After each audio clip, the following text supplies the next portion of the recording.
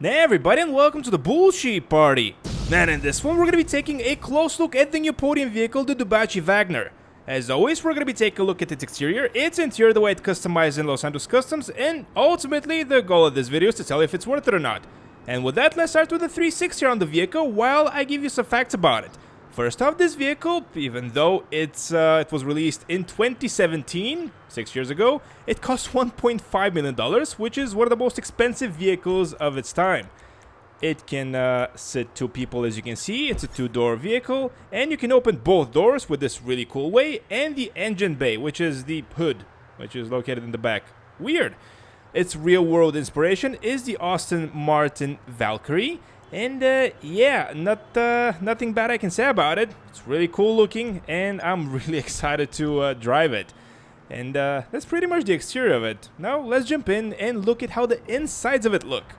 And first impressions are that it looks very futuristic and very super car-ish, which is actually very fitting because it is part of the super car class category in GTO line. As for the way the vehicle sounds,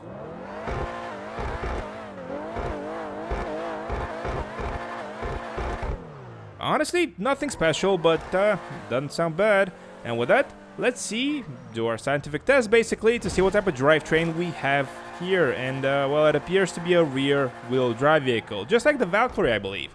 And with that, we are off to Los Santos Customs, and as always, on our way there, I'm going to be sharing with you my thoughts and impressions of the stock version of the vehicle. First and foremost, this has been on the podium, I want to say about 2.5 years ago, so I remember nothing about what I said about it. But yeah, so far, feels good. $1.5 million well spent back in 2017. The handling is very nice. It almost feels like an all-wheel drive vehicle just by the way it sticks to the road. Maybe I'm gonna like it a little bit better when it's fully customized and modified, but even for now, for the stock vehicle, feels really good. The traction is really on point, the top speed from what I can tell is really good, and the acceleration is excellent, especially for the supercar class category. Honestly, nothing bad I can say about the vehicle. Maybe the customization is gonna be horrible, who knows? Only one way to find out though. And here we are, and as said before, this is part of the supercar class category in GT Online. You can sell it for, of course, $0 because it's the podium vehicle. And now let's upgrade all the performance options up front before we get to the cosmetics. So we have the transmission and the turbo left, and yeah, the vehicle looks pretty maxed out at this point, aside from the braking, but yeah, the brakes were kind of bad. Let's see now, the front bumper option is actually the front splitter option. Interesting. So there is no actual front bumper, there is no actual rear bumper either. We have only two exhaust options, of which the stock one is the best. Wow, this is lazy. Okay, let's go with the a license plate. I kind of like that it's a little bit on the side.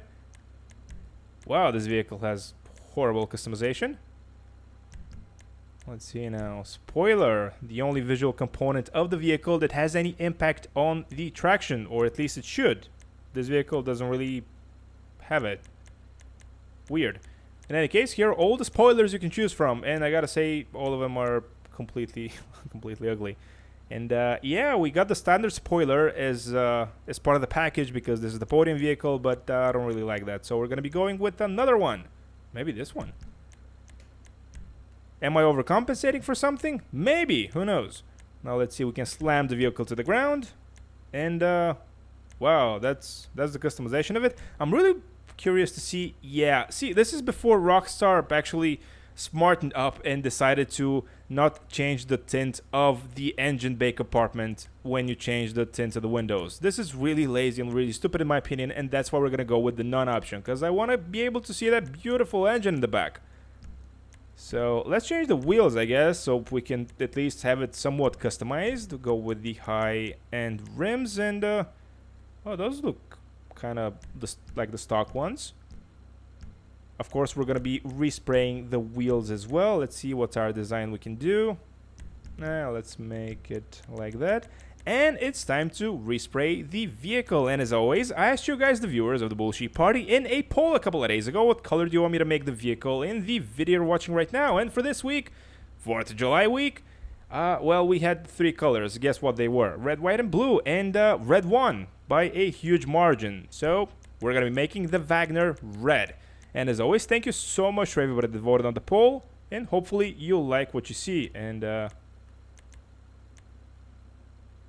I really like this one.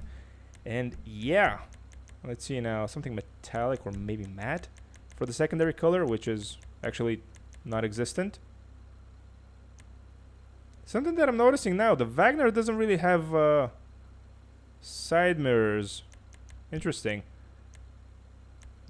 So the trim color we can change, of course, which actually kind of also impacts the visuals of the outside of the vehicle just by the way the dashboard is positioned. Accent colors. Those, I believe, should have been the secondary color, but what do I know? Crew emblem. Of course. Oh, it's so tiny. I'm used to small things.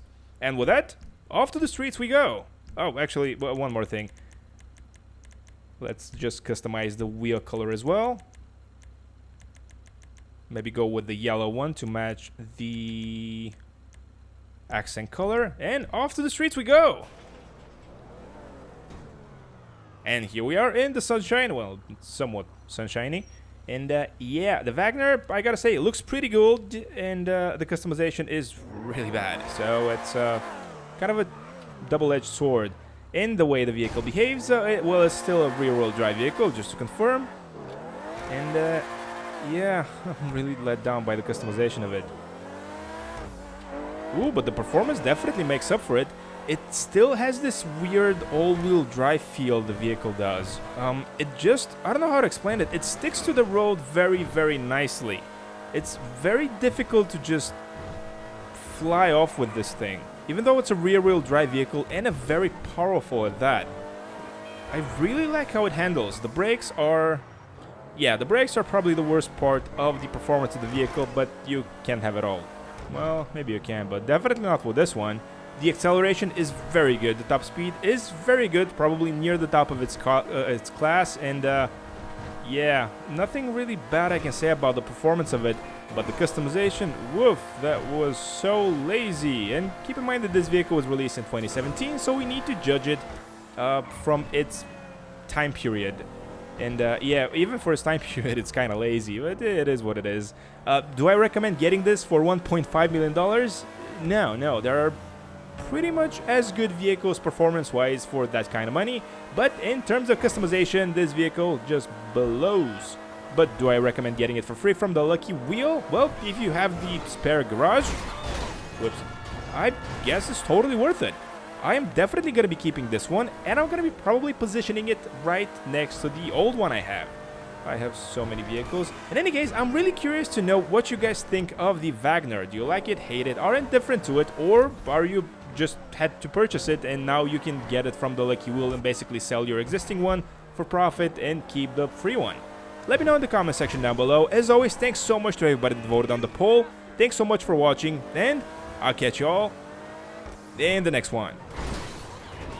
Oh, that was an appropriate ending.